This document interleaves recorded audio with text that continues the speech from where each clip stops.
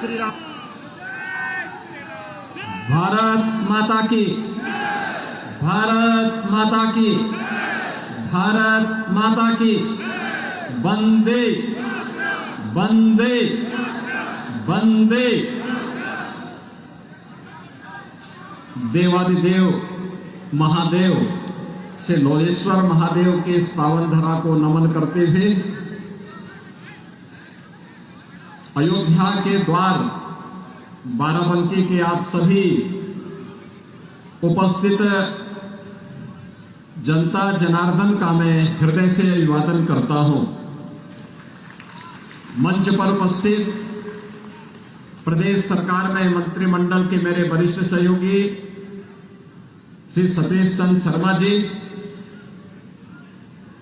क्षेत्रीय अध्यक्ष भारतीय जनता पार्टी श्री कमलेश मिश्रा जी, प्रदेश मंत्री और जिला की प्रभारी श्रीमती अर्चना मिश्रा जी, जिला अध्यक्ष श्री शशांक कुसमेश जी, माननीय सांसद श्री उपेंद्र रावत जी, जिला पंचायत अध्यक्ष श्रीमती राजरानी रावत जी, विधान परिषद सदस्य श्री अंगद सिंह जी, माननीय विधायकगण श्री साकेंद्र प्रताप वर्मा जी, दिनेश रावत जी, निवर्तमान जिलाध्यक्ष अवधेश श्रीवास्तव जी,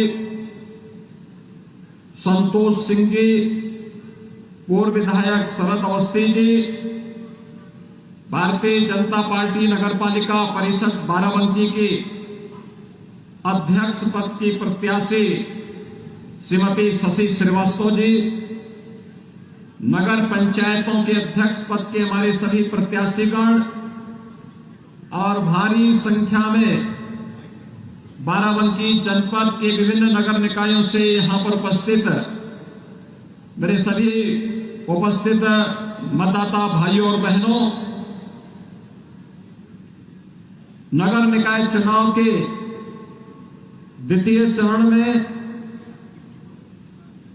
कल सायंकाल प्रचार बंद हो जाएगा। भाइयों बहनों, देश के सबसे अधिक नगर निकाय 762 नगर निकायों के लिए, जिसमें लगभग 6 करोड़ से अधिक की आबादी निवास करती है, तो इस समय चुनाव की प्रक्रिया चल रही है। ये चुनाव नगरीय जीवन को हम कैसा बनाना चाहते हैं, नगरीय जीवन में लोगों को बुनियादी सुविधाएं कैसे मिलनी चाहिए, उनके जीवन स्तर को उठाने के लिए क्या प्रयास होना चाहिए, इन सभी बिंदुओं को ध्यान में रख करके भारतीय जनता पार्टी इस चुनाव में एक बार फिर से जनता जनार्दन के सामने है। आपने पिछले 9 वर्ष के अंदर प्रधानमंत्री मोदी जी के नेतृत्व में वैश्विक मंच पर बढ़ती हुई भारत की प्रतिष्ठा को देखा है। भाइयों बहनों, आज दुनिया में भारत के बारे में धारणा बदली है। भारत को लोग आज सम्मान की निगाहों से देखते हैं। भारत आज वैश्विक लीडर के रूप में अपनी एक नई प्रतिष्ठा को बनाने में सफल हुआ है। इसका कारण है प्रधानमंत्री मोदी जी का यशस्वी नेतृत्व, जिन्होंने प्रत्येक क्षेत्र में भारत को आगे बढ़ाने के लिए पिछले 9 वर्ष के दौरान जो प्रयास किए हैं, आज उसका परिणाम हम सबके सामने देखने को मिल रहा है। आप याद करिए, जब देश अपनी आजादी का अमृत महोत्सव मना रहा था, आजादी के अमृत महोत्सव में पहली बार आपको लगा होगा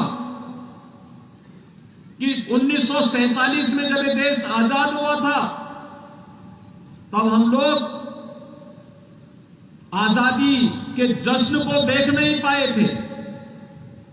आजादी के उस जश्न में उस समय की सरकार ने आम जनमानस को जोड़ने का कितना प्रयास किया होगा, इसका कोई आधिकारिक रिकॉर्ड नहीं। लेकिन भाइयों बहनों, जब आजादी के 75 वर्ष पूरे हो रहे थे, हर घर तिरंगा के माध्यम से प्रधानमंत्री मोदी जी ने प्रत्येक भारतवासी को आजादी के अमृत महोत्सव के साथ जोड़ने का कार्य किया। आजादी के अमृत महोत्सव के वर्ष में जब ये देश अपनी आजादी के 75 वर्ष पूरे कर रहा था, इससे ज्यादा सुखद अनुभूति क्या हो सकती थी कि जिस ब्रिटेन पर 200 वर्षों ने जिस ब्रिटेन पर भारत पर राज किया था,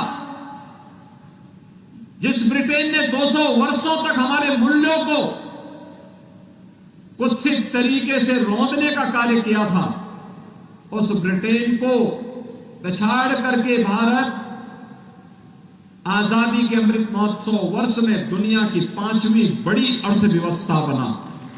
और भाइयों बहनों, आजादी के अमृत काल के प्रथम वर्ष में दुनिया के 20 बड़े देशों की, जिन देशों के पास दुनिया की 65% से अधिक आबादी निवास करती है, जिन देशों ने दुनिया के 85% संसाधनों पर अधिकार है और जिन देशों के पास दुनिया के 90% से अधिक पेटेंट पर जिन देशों का अधिकार है, उन 20 बड़े देशों के समूह की अध्यक्षता प्रधानमंत्री मोदी जी के नेतृत्व में वर्तमान में भारत कर रहा है। हर भारत के लिए गौरव की बात है। आज भारत का नागरिक दुनिया में जहां कहीं भी जाता है, सम्मान की निगाहों से देखा जाता है।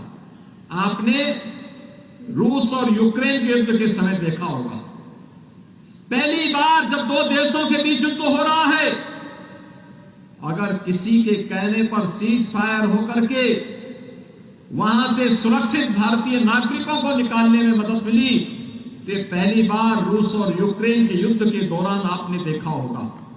अभी सूडान के अंदर वहां पर आंतरिक संघर्ष के कारण व्यापक पैमाने पर कत्लेआम हुआ, लेकिन भारत दुनिया का अकेला देश था जिसने ऑपरेशन कावेरी चला करके अपने नागरिकों को सुरक्षित निकालने का कार्य किया है।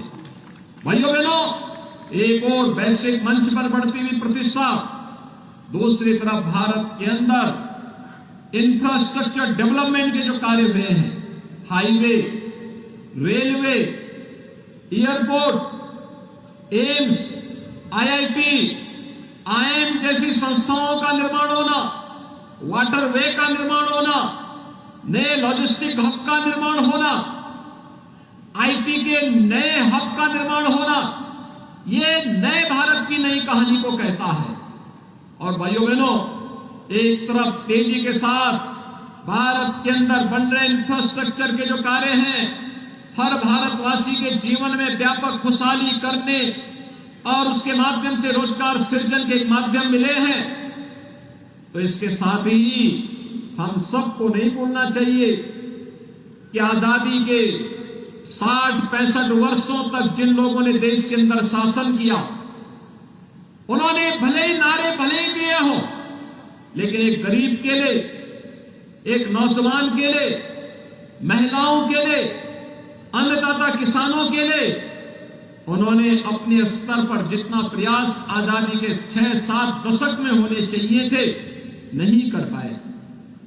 मात्र 9 वर्ष में करोड़ों लोगों के लिए सिर ढकने के लिए आवास मिल जाना, करोड़ों लोगों के घरों में शौचालय हो जाना, करोड़ों लोगों को उज्ज्वला योजना का स्वस्थ ईंधन उपलब्ध करवाने का कार्य कर देना, करोड़ों नौजवानों के जीवन में आर्थिक स्वावलंबन के साथ जोड़ने का कार्य हो जाना, आजादी के बाद 70 वर्षों में जिन गरीबों के बैंक में अकाउंट नहीं खुल पाए थे, उनके जनधन के अकाउंट खुल जाना, 50 करोड़ गरीबों को आयुष्मान भारत की स्वास्थ्य बीमा का कवर का मिल जाना, और भारत अकेला देश है जिसने अपने 80 करोड़ लोगों को कोरोना कालखंड में और आज भी लगातार फ्री में राशन की सुविधा उपलब्ध करवाने का कार्य जो कर रहा है, वो अकेले भारत है।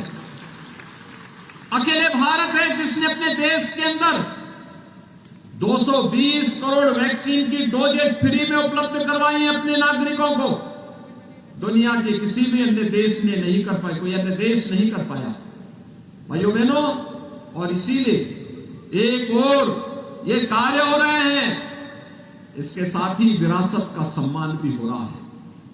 आजादी के अमृत महोत्सव वर्ष में कोई जनपद नहीं जहां स्वतंत्रता संग्राम सेनानियों के स्मारकों को सम्मानित न किया गया हो, उनके स्मारकों को भव्य स्वरूप न दिया गया हो, और आजादी की लड़ाई के साथ साथ भारत की आध्यात्मिक और सांस्कृतिक विरासत को भी नई पहचान देने का कार्य आपने देखा होगा।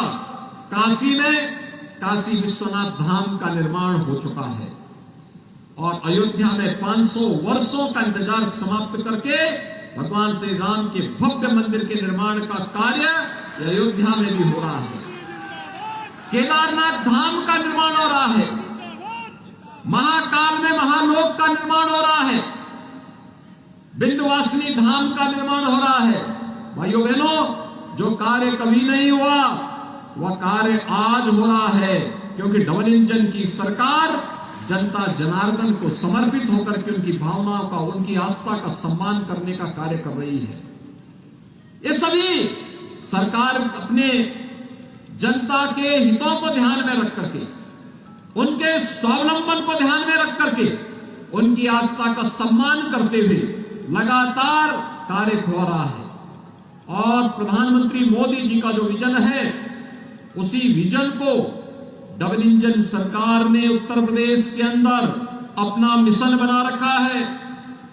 सपा, बसपा और कांग्रेस के लोग तुष्टीकरण की नीति पर चल करके समाज को जाति के आधार पर बांटते थे और परिवार विशेष को लूट करने की छूट देते थे।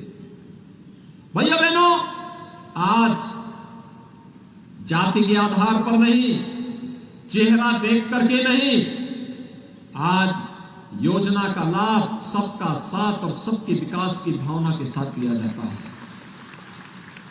हमने चेहरा नहीं देखा और न किसी वर्ग विशेष का तुष्टीकरण किया। हमारी योजनाओं का लाभ हर नागरिक और हर परिवार की सशक्तिकरण का माध्यम बनता है। हमने तुष्टीकरण को नहीं यहां पे पनपने दिया, बल्कि हमने समाज के सशक्तिकरण पर ध्यान दिया और आज उसका परिणाम भी हमारे सामने आ रहा है। आज हम देख रहे हैं प्रदेश के अंदर कोई नहीं कह सकता पिछले 6 वर्ष में 54 लाख गरीबों को एक आवास मिला। कोई नहीं कह सकता कि जाति, मत और मजहब के आधार पर किसी के साथ भेदभाव हुआ हो। योजना का लाभ सबको देंगे। 2 करोड़ 61 लाख गरीबों के शौचालय बनाए गए। 1 करोड़ 75 लाख गरीबों को उज्ज्वला योजना के कनेक्शन दिलाए गए और अभी तो एक कनेक्शन दिलाए गए। अभी तो दीपावली और होली पर, भाइयों बहनों, दीपावली और होली पर फ्री में रसोई गैस के सिलेंडर भी उपलब्ध करवाने वाले हैं। 10 करोड़ लोगों को उत्तर प्रदेश में आयुष्मान भारत की योजना का लाभ दिया जा रहा है और 15 करोड़ लोग पिछले 3 वर्ष से लगातार फ्री में राशन की सुविधा का लाभ उत्तर प्रदेश के अंदर प्राप्त कर रहा है। भाइयों बहनों, ये डबल इंजन सरकार का करिश्मा यही है। कहीं पर पूर्वांचल एक्सप्रेसवे पूर्वी उत्तर प्रदेश को जोड़ता है, कहीं बुंदेलखंड एक्सप्रेसवे बुंदेलखंड को जोड़ने का कार्य कर रहा है। गंगा एक्सप्रेसवे पर युद्ध स्तर पर कार्य चल रहा है, नए एयरपोर्ट बन रहे हैं और बाराबंकी के लिए एक और लखनऊ का इंटरनेशनल एयरपोर्ट और दूसरी तरफ अयोध्या में भी एक इंटरनेशनल एयरपोर्ट बन रहा है। यानी जहां भी आपके लिए नजदीक हो, आप वहां की एयरपोर्ट का इस्तेमाल कर सकते हैं। एक तरफ राजधानी लखनऊ और दूसरी तरफ अयोध्या। भाइयों बहनों, ये दुर्लभ संजोग आज बाराबंकी वासियों को प्राप्त हो रहा है। आपने 17 के पहले के अंदर उत्तर प्रदेश के अंदर सरकारों को देखा होगा क्या करती थी। पर्व और त्योहार आते थे, भय और दहशत का माहौल बन जाता था। यहां पर जब भी सावन का महीना आता था, लोधेश्वर नाथ मंदिर में जब लोग दर्शन करने के लिए आते थे, व्यापक पाबंदियां लग जाती थी, कर्फ्यू जैसा दृश्य दिखाई देता था। आज कर्फ्यू नहीं लगता है। आज तो कांवड़ यात्रा को पूरी तरह सुरक्षा प्रदान की जाती है, उस पर पुष्प वर्षा होती है, उन्हें हर प्रकार का प्रोत्साहन दिया जाता है। अगर हमने देवा शरीफ के सम्मान के साथ साथ वहां के विकास में सहयोग किया है, तो महादेवा के विकास में भी सरकार लगातार योगदान दे रही है। हमने आस्था का सम्मान सबका किया, लेकिन भेदभाव की कोई शिकायत नहीं कर सकता है। और इसलिए भाइयों बहनों, 17 के पहले के उत्तर प्रदेश आपको भूले नहीं होंगे। क्या स्थितियां थी हमारे नगरों की? ये नगरीय जीवन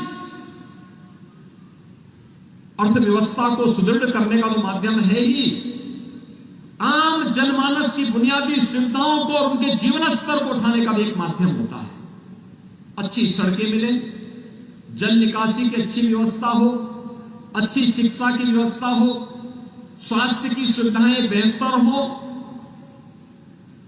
लोगों को शुद्ध पेयजल की सुविधा उपलब्ध हो, कूड़ा कलेक्शन की बेहतर व्यवस्था हो। 17 के पहले की स्थिति क्या थी? हमारे शहर कूड़े के ढेर दिखाई देते थे। किसी भी शहर में जाओ, कूड़े का डंप पड़ा रहता था, यानी शहर की पहचान कूड़े के ढेर से दिखाई देती थी। और आज आपने समाजवादी पार्टी के अध्यक्ष का भी बयान पढ़ा होगा। उनका बयान भी ये व्यक्त कहता है, वो कहते हैं नगर निकाय चुनाव में हमारी रुचि इसलिए नहीं है क्योंकि ये तो कूड़ा उठाने का चुनाव है। यानी कूड़ा उठाना उनको ये लगता है जैसे उनकी प्रतिष्ठा की विपरीत है। एक व्यक्ति जो उत्तर प्रदेश जैसे राज्य का मुख्यमंत्री रहा हो, उनके द्वारा इस प्रकार के हल्के शब्दों का इस्तेमाल करना, और भाइयों बहनों, वह तब जब उत्तर प्रदेश के अंदर 6 करोड़ लोग नगरीय जीवन में निवास करते हैं, नगरीय क्षेत्रों में निवास करते हैं। ये इन 6 करोड़ लोगों का अपमान है, इन मतदाताओं का अपमान करने का प्रयास हो रहा है। ये कूड़ा नहीं, ये सपा बसपा के कचड़े को साफ करने का चुनाव है, उनकी गंदगी को सफाई करने का, उनकी अराजकता और उनकी अवसरवादिता को साफ करने का चुनाव है। और इसीलिए इस सफाई अभियान के साथ हम लोगों ने और प्रधानमंत्री मोदी जी ने स्वच्छ भारत मिशन का अभियान भी चलाया। पहली बार स्वच्छ भारत मिशन का परिणाम है हर गरीब के घर में एक एक शौचालय बन गया। यह स्वच्छ भारत मिशन हर नागरिक की यानी नारी गरिमा की सुरक्षा का प्रतीक तो बनाई। यह स्वच्छ भारत मिशन साथ ही साथ स्वस्थ भारत का मिशन भी बना। स्वस्थ भारत की आधारशिला भी यही से प्रारंभ होती है। बीमारियों का खर्चा लोगों का घटा है, कम हुआ है, लोगों को बेहतर सुविधाएं मिलनी प्रारंभ हुई है। आज किसी भी नगर में आप जाएंगे, आज कूड़े का ढेर उस नगर की पहचान नहीं होती है। आज तो उस नगर की पहचान एक स्वच्छ शहर के रूप में होती है।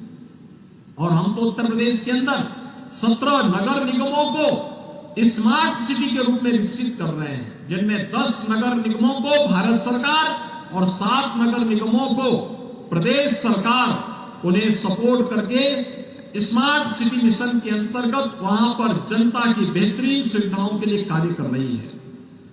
भाइयों बहनों, 2017 के पहले हमारे शहरों में शोधों का आतंक हुआ करता था। बेटियां स्कूल नहीं जा पाती थी, महिलाएं बाजार नहीं जा पाती थी,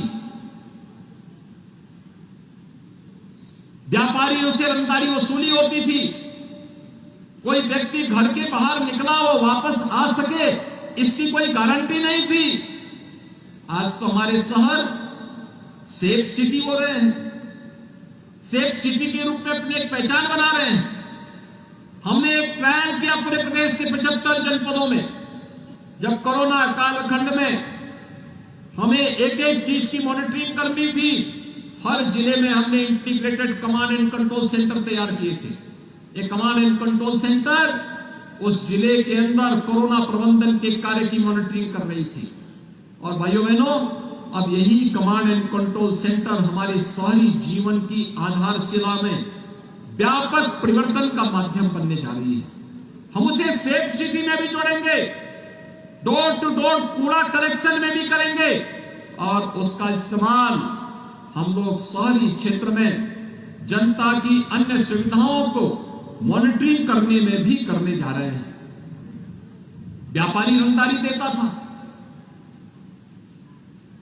आज व्यापारी को 10 लाख रुपए की सुरक्षा बीमा का कवर हमारी सरकार ने दिया है। और भाइयों बहनों, यही नहीं, पटरी व्यवसायियों को पीएम स्वनिधि योजना के साथ जोड़ने का कार्य हुआ है। पीएम स्वनिधि योजना में बैंकों से ब्याज मुक्त ऋण उपलब्ध करवाकर उन्हें आर्थिक स्वावलंबन की ओर अग्रसर करने का कार्य हो रहा है। आज कोई अपराधी और कोई माफिया सीना तान करके नहीं चल सकता। रंगदारी की बात तो बहुत दूर है, आज वो सीना तान करके नहीं चल सकता है, क्योंकि उसे मालूम है जैसे सड़कों पर सीना तान करके चलेगा तो पुलिस उसका इंतजार कर रही होगी और आज वह गले में पिछले तख्ती लटका करके जान की भीख मांगता हुआ दिखाई देता है। आज किसी व्यापारी और किसी शरीफ व्यक्ति को छेड़ने का दुस्साहस नहीं कर सकता है। और इसलिए भाइयों बहनों, आज हम सब आपके पास आए हैं ये नगरीय जीवन को स्वच्छ, सुंदर और सुरक्षित बनाने के लिए। हमारी सिटी हो स्मार्ट, हमारे नगर हो सेफ सिटी के रूप में हमारी नगर अपनी पहचान बनाए, जनता को बुनियादी सुविधाएं प्राप्त हो, हर घर नल की योजना प्रभावी रूप से लागू हो सके। इस दृष्टि से भारतीय जनता पार्टी सभी नगर निकायों में चुनाव लड़ रही है और नगर निकायों में चुनाव लड़ा करके जनता के जीवन स्तर में व्यापक परिवर्तन का ये माध्यम नगर निकाय चुनाव बन सके, इसके लिए आज भारतीय जनता पार्टी आप सबसे अपील करने के लिए आई है। और भाइयों बहनों, इसमें से हमने जो प्रत्याशी उतारे हैं, श्रीमती शशि श्रीवास्तव को नगर पालिका परिषद बाराबंकी के प्रत्याशी के रूप में हम लोगों ने अपना प्रत्याशी बना करके एक बार फिर से आपकी सेवा के लिए बाराबंकी के अंदर दिया है। श्री त्रिवेणी प्रसाद नगर पंचायत देवा के, हेमंत कुमार नगर पंचायत फतेहपुर, श्रीमती संजू जायसवाल नगर पंचायत दरियाबाद, रुकैया बानो नगर पंचायत जैतपुर, श्री जगदीश प्रसाद गुप्ता नगर पंचायत टिकैत नगर, श्रीमती कुसुमलता वर्मा नगर पंचायत रामस्नेही घाट, श्रीमती पूजा दीक्षित नगर पंचायत हैदरगढ़, श्री बद्री विशाल त्रिपाठी नगर पंचायत रामनगर, जयप्रकाश वर्मा नगर पंचायत सर्किट, मनीराम रावत नगर पंचायत सुबेहा, रमनता रावत नगर पंचायत सिद्धौर, शैल कुमारी मौर्य नगर पंचायत बंकी और कमला देवी नगर पंचायत बेलहरा, ये सभी हमारे प्रत्याशी हैं। भाइयों बहनों, करतल ध्वनि से एक बार इनका जोरदार स्वागत तो करिए। ये सभी हमारे प्रत्याशी हैं। चेयरमैन पद के प्रत्याशी एक लाइन में खड़े हो जाइए, थोड़ा पीछे, आप लोग थोड़ा पीछे चलिए, थोड़ा कर लो। भाइयों बहनों, इनको तो जिताना ही है, इनके 7 पार्षदों को भी विजयी बनाना है। इनके साथ जो पार्षद है, जो फुल मेजोरिटी का बोर्ड बनेगा, तो फुल मेजोरिटी का बोर्ड ही जो दिल्ली और लखनऊ से पैसा आएगा, उस पैसे को जमीनी धरातल पर ले जाकर के हर गरीब को, हर किसान को, हर नौजवान को और हर व्यापारी के साथ साथ हर नागरिक को बुनियादी सुविधाएं देने में सफल होंगे। इनको जिता करके भेजेंगे, सभी पार्षदों के साथ पूरा बोर्ड बनाने में योगदान देंगे। भाइयों बहनों, ये चुनाव जाति का नहीं है, मत और मजहब का भी नहीं है, और ये चुनाव सहानुभूति का भी नहीं है, सिंपैथी प्राप्त करने का माध्यम भी नहीं है। ये चुनाव तो जनता की बुनियादी सुविधाओं से जुड़ा हुआ और नगरीय जीवन को सुदृढ़ करने का एक चुनाव है। और इसीलिए ये डबल इंजन की सरकार आप सबसे अपील करने के लिए आई है। आप चुनाव जिता करके देखिए, विकास के पैसे की कमी कहीं नहीं आने दी जाएगी। और यही अपील आप सबसे करते हुए आप सब इन लोगों के समर्थन में मेरे साथ बोलेंगे एक बार, भारत माता की